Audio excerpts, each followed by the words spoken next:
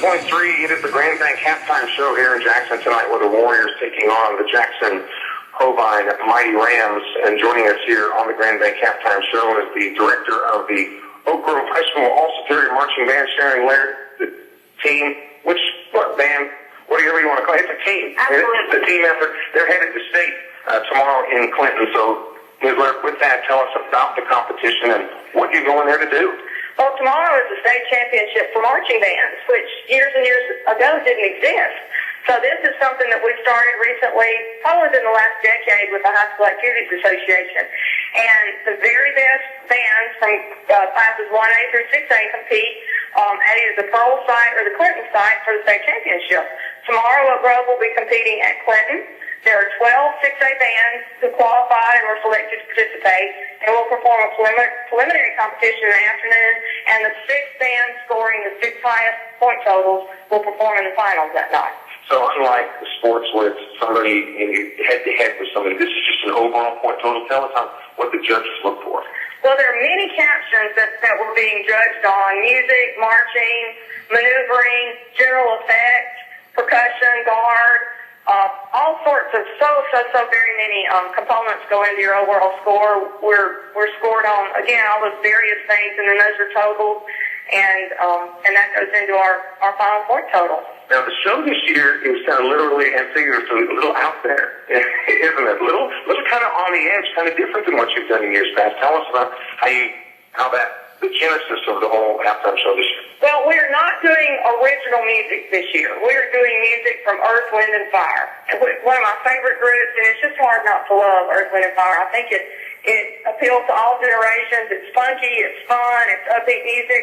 So the show was, the initial decision came from that. Hey, let's do an Earth, Wind, and Fire show, and that's where it started.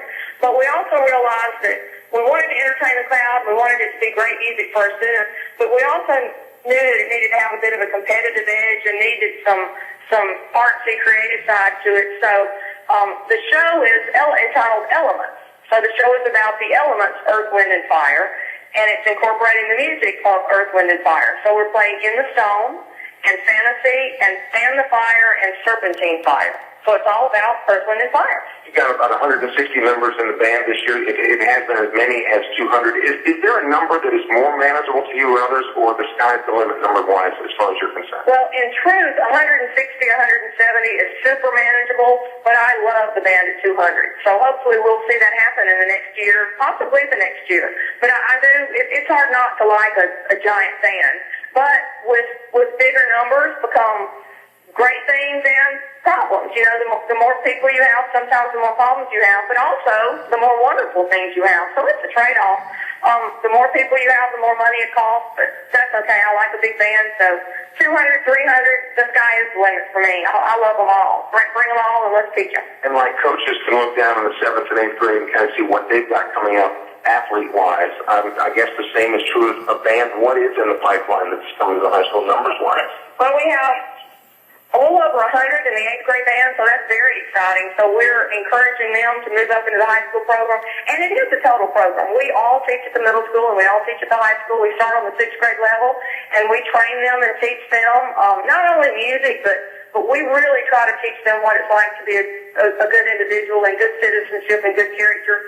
So we try to train students to be family, and you mentioned teamwork earlier. It's all about being a family and being a team and learning music together. So we do start in the 6th grade and continue on through the 12th grade.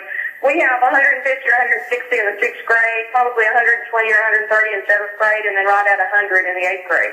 So we've got great numbers and great talent on social level. And I certainly don't want to minimize what parents do for the athletic teams, but I have experienced being a band parent that you talk about a support system. I mean, band parents are really not only fundamental, but they're kind of crazy about loving band and being involved. The good crazy. Yeah. I mean, they do things that nobody would ever think of. I mean, they're painting and building and getting extension cords and icing down drinks and I drove up here one Saturday and a parent was just randomly washing our trailers because he thought, well, those are really pretty trailers, but they're dirty. I got to fix that. And so many things they do that I never know about. They're just unsung heroes. And they give up so much of their free time. They take off work to follow their children and not just their own child, but they do so many selfless things for the whole band. They're getting fruit, bananas, grapes.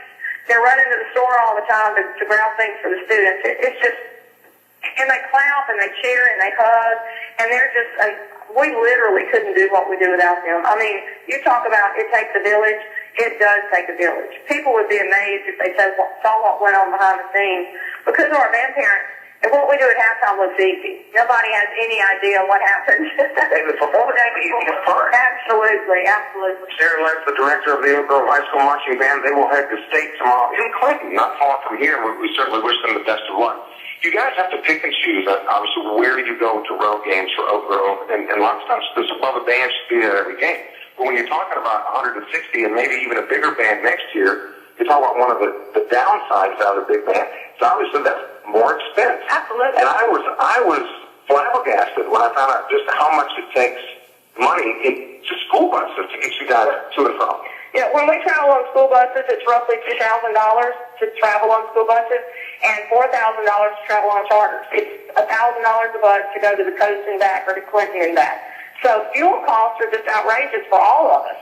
So that's basically what it costs. So we do always try to be there at the big district games, and we want to be there to support the team and entertain the crowd because we love doing that. But sometimes financially it's just not a possibility. Our students do pay band fees every year. They pay $250 a year just to be in the band to help offset the expenses. We do get a budget from the county, from the school district, but especially with fuel costs have affected everything. I mean, we all know that just from home life. And so it is very expensive to travel. As we begin to wind down our conversation, one of the things that I don't think that people really realize, too, is the scholarship money at the college level that is available to high school band members. In fact, a large majority of your kids, from what I understand in years past, if they want to continue their band career, get scholarships either at the junior college or Division I level. People don't realize. Yes, many of our students are in the band right now at USM, PRC, Jones, State, Ole Miss. Every senior who graduated from the band program last year was offered a scholarship, either on the junior college or Division I level. So it's wonderful. And going along with that, the band has such a great reputation and a history of high performance level. And this year we were the grand champions at the White Sands Marching Competition in Foley, Alabama. We competed with 26 bands from 4 states and won everything, including grand champion. So that reputation does help the students individually. We perform as a group, but there are times that you do get financial compensation for that.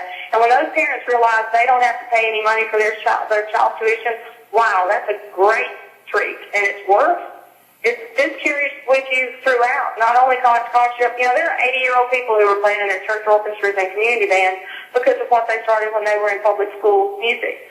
So it's a lifelong event, and those scholarships are wonderful. So 12 6A bands tomorrow in Clinton. One will emerge as the overall champion, so? Yes, that is correct. One will emerge. And we're hoping it's over. But who are some of the other schools that you expect to be very competitive? Well, some wonderful schools, and particularly South Mississippi, Harrison Central, Petal, in North Mississippi, South Haven, DeSoto Central, Olive Branch, in the mid part of the state, Clinton. So there are some wonderful 6A bands, and unlike sporting events when you just go at it and there's an obvious winner, we perform for a panel of judges, and we do have a criteria sheet, but at the end of the day, it's subjective. It's what that judge likes and their opinion. So they're sort of kind of our referees. And you'll find out at the end of the night? We'll find out if we make finals around 4:30 or 5 o'clock, and then if we make finals, we'll perform Saturday night, and by the end of the night, we'll have a champion. So you'll have to perform twice? We hope we want to be a finalist, and the way the year's gone, I certainly expect that to happen. So we will find out in the afternoon if we were one of the 6 chosen for the final. Continued success, Ms. Laird, and we're hoping that you guys will be hoisting that goal tomorrow night. Absolutely. It's a great band, great students, parents, administration here at Oak Grove. So we are champions. We are champions, absolutely. Sharon Laird, the director of the all-superior Oak Grove High School Marching Band, heading to state tomorrow in Clinton.